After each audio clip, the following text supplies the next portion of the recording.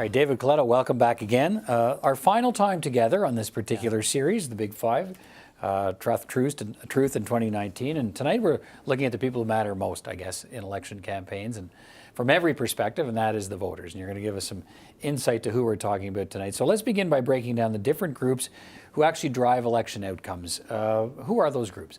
Well, there's numbers of ways we could cut them, and I don't want to exclude any one of your viewers who might feel like they're excluded. But there are some that don't matter more but can have an influence. And so we're going to be talking a lot about, for example, suburban voters or residents, the millennials, which we'll talk about in a minute, seniors, new Canadians, partisans, those who really are attached to one party and really will only vote for that party, and then the all-important switchers, those that will easily switch their vote or open to switching from one party to another. All right, let's go through some of them. Let's start with those suburban voters in the battleground provinces. What's the story? Well, the story here is, when you look at vote intention, for example, it's mirroring the national numbers that we talked about yesterday, which is a third would vote Liberal, a third would vote Conservative, and then the NDP is well back in third place. And so battleground suburban Canada is still a battleground. And we know from past election results, whether it's 2011 or 2015, the party that does particularly well in these areas typically forms the government. And so it's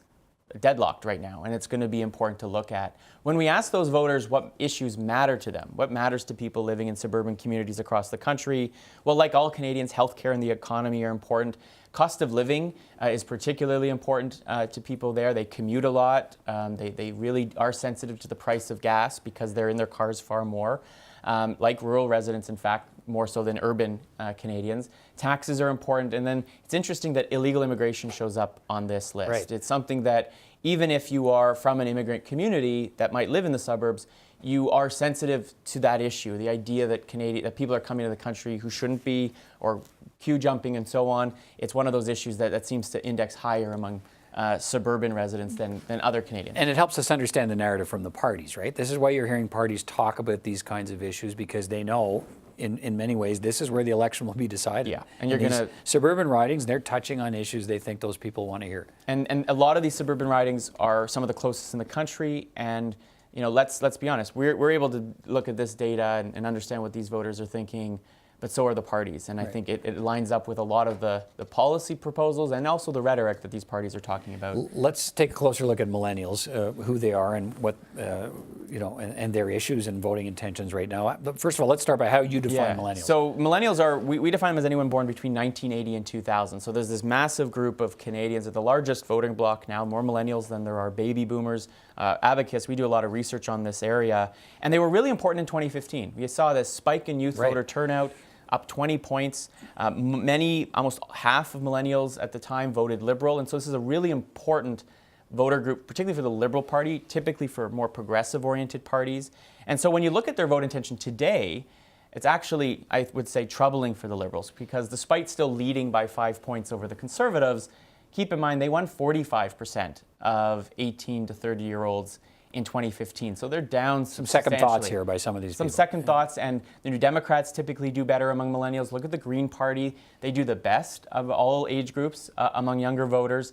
And so we really have a very competitive landscape among this group. When we look at what issues they care about, because of where they are in their lives, at what stage in their lives, they have different concerns. Education, cost of living, housing, more important to younger Canadians than older Canadians. They care about healthcare, less so than older Canadians, but it's still an issue. A lot of them have parents who are getting older. They realize they're going to have to care for them. And then there's climate change, which is unique to millennials as being a top issue.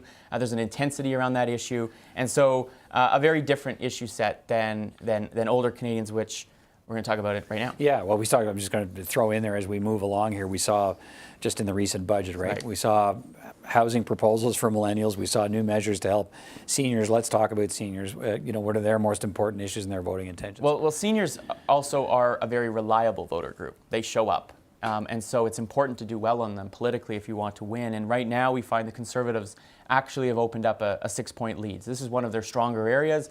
Keep in mind, the Liberals won every age group in 2015. And so it is, I think, noteworthy that the Conservatives are doing better among this group. The New Democrats are struggling among seniors, and the Green Party also half the support that we saw among millennials. When we look at the issues, I don't think it's surprising, particularly when we include it as an issue. Seniors, healthcare, and other issues, services that support seniors at the top of the list. Healthcare separated is also important. These two issues, really interesting. We see it in a number of different studies that we've done, and no matter how you look at it, and oftentimes we didn't hear very much about healthcare in the budget. Right. We don't hear very much of it recently, but it's still the top issue for seniors. Other issues like taxes and the deficit also index higher for senior voters. Okay, New Canadians. Let's examine their issues and their voting intentions. So New Canadians, again, important group, a growing number of Canadians that are either first or second generation. Look, it's a very close race. The New Democrats and the Conservatives traditionally have done well among these groups. You can see the Liberals have a 3-point lead over the Conservatives, the NDP well back among New Canadians. And the issues that they care about are the issues that all Canadians care about. Frankly, the economy, cost of living, and housing are high up on their list. Healthcare also is important. Housing, interestingly, is higher up because I think what we found in some research that we've done, when New Canadians come to Canada, there's an expectation. One of the reasons they want to come here is because they think they can buy a home. Housing affordability has become a critical issue, and it's impacting their perceptions on that. All right, the final two groups, we look at them are the partisans and the switchers. And Yeah. let's start with the partisans. What do we see? So two very political groups. The partisans are those who would only consider voting for one political party. And if we look at the three main largest parties, basically 7% of Canadians would only consider voting for the Liberals. That's their floor. They can't get worse than 7%. The New Democrats even lower, only 3% of Canadians are like at their core center of the party. But look at the Conservatives, and this is something that's always something we see about Conservative parties in Canada. They always have a larger core base of supporters. So they have a much lower ceiling. It's harder for them to grow past 50%, but they've got this core rock of support, and so that's their core, and they can always build upon that.